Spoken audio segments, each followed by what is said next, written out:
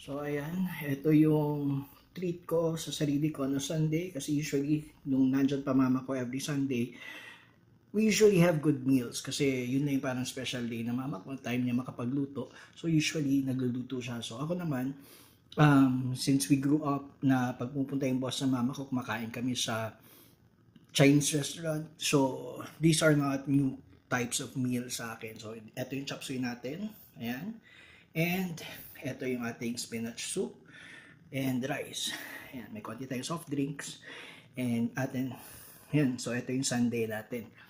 So ayan, hindi natin kailangan pumunta ng afat pag gusto natin kumain na masarap. It's just much better pag kumakain tayo sa bahay tayo na nagluluto. Kaso, yun nga, sa wawas don't know how to cook. So it's an advantage pag marunong ka magluto kasi hindi mo na kailangan pumunta sa mga restaurant at gumastos ng pagkamahal-mahal.